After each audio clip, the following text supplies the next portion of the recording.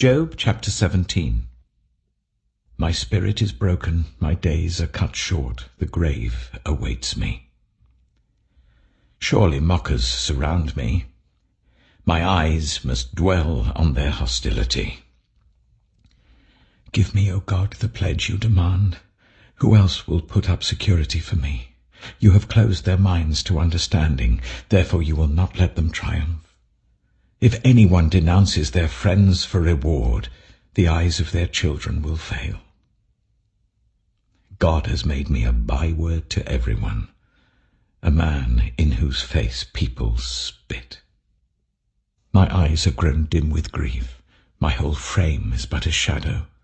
The upright are appalled at this, the innocent are aroused against the ungodly. Nevertheless the righteous will hold to their ways, and those with clean hands will grow stronger.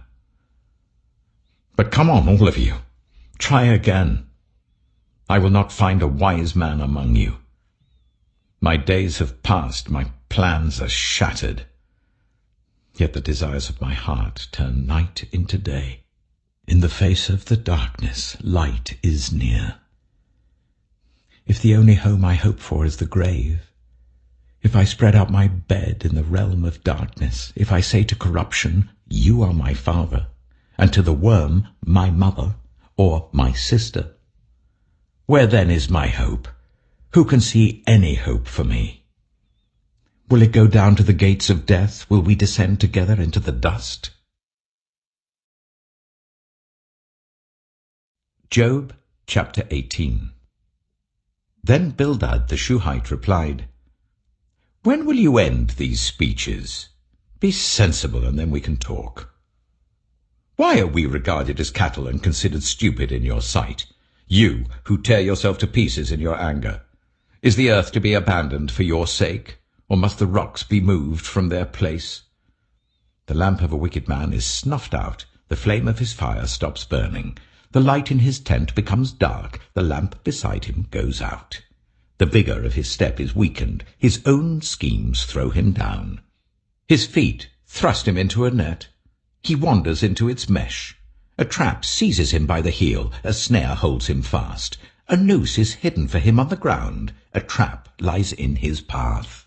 Terrors startle him on every side and dog his every step. Calamity is hungry for him. Disaster is ready for him when he falls. It eats away parts of his skin. Death's firstborn devours his limbs.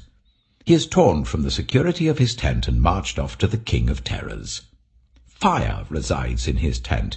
Burning sulphur is scattered over his dwelling. His roots dry up below, and his branches wither above. The memory of him perishes from the earth. He has no name in the land. He is driven from light into the realm of darkness and is banished from the world. He has no offspring or descendants among his people, no survivor where once he lived. People of the west are appalled at his fate. Those of the east are seized with horror. Surely such is the dwelling of an evil man. Such is the place of one who does not know God. Job chapter 19. Then Job replied, How long will you torment me and crush me with words? 10 times now you have reproached me. Shamelessly you attack me. If it is true that I have gone astray, my error remains my concern alone. If indeed you would exalt yourselves above me and use my humiliation against me, then know that God has wronged me and drawn his net around me. Though I cry, violence, I get no response. Though I call for help, there is no justice. He has blocked my way so that I cannot pass. He has shrouded my paths in darkness. He has stripped me of my honor and removed the crown from my head. He tears me down on every side till I am gone. He uproots my hope like a tree. His anger burns against me. He counts me among his enemies. His troops advance in force. They build a siege ramp against me and encamp around my tent. He has alienated my family from me. My acquaintances are completely estranged from me. My relatives have gone away. My closest friends have forgotten me. My guests and my female servants count me a foreigner. They look upon me as a stranger. I summon my servant, but he does not answer, though I beg him with my own mouth. My breath is offensive to my wife. I'm loathsome to my own family. Even the little boys scorn me. When I appear, they ridicule me. All my intimate friends detest me. Those I love have turned against me. I am nothing but skin and bones. I have escaped only by the skin of my teeth. Have pity on me, my friends. Have pity, for the hand of God has struck me. Why do you pursue me as God does?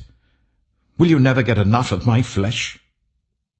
Oh, that my words were recorded, that they were written on a scroll, that they were inscribed with an iron tool on lead or engraved in rock forever. I know that my Redeemer lives, and that in the end he will stand on the earth.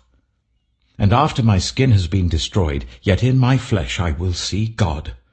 I myself will see him with my own eyes, I and not another. How my heart yearns within me. If you say, "How we will hound him, since the root of the trouble lies in him," you should fear the sword yourselves. For wrath will bring punishment by the sword, and then you will know that there is judgment. Job chapter 20. Then Zophar the Naamathite replied, My troubled thoughts prompt me to answer because I am greatly disturbed.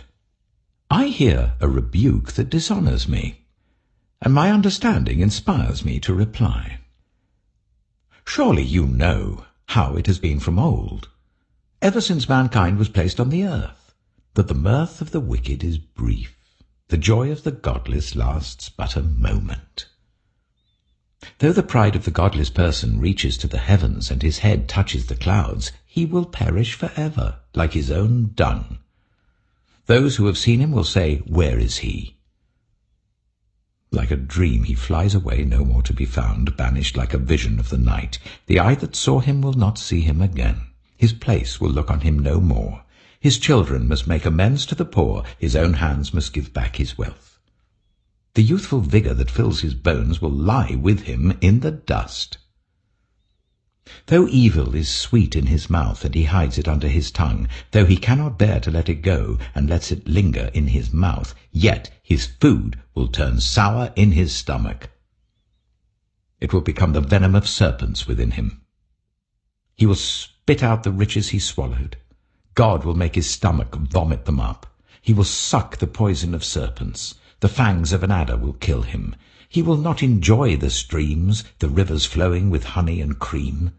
What he toiled for, he must give back uneaten.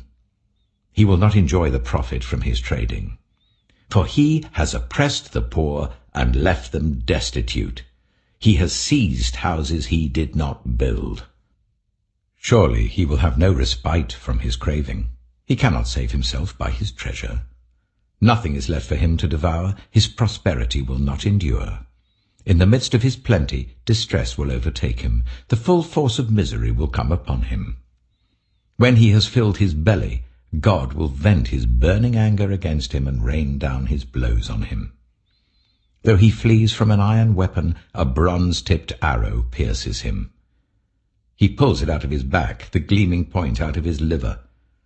Terrors will come over him. Total darkness lies in wait for his treasures. A fire unfanned will consume him and devour what is left in his tent. The heavens will expose his guilt. The earth will rise up against him. A flood will carry off his house, rushing waters on the day of God's wrath. Such is the fate God allots the wicked, the heritage appointed for them by God. Psalm 127. Unless the Lord builds the house, the builders labor in vain. Unless the Lord watches over the city, the guards stand watch in vain. In vain you rise early and stay up late, toiling for food to eat. for he grants sleep to those he loves. Children are a heritage from the Lord, offspring a reward from him. Like arrows in the hands of a warrior are children born in one's youth. Blessed is the man whose quiver is full of them. They will not be put to shame when they contend with their opponents in court.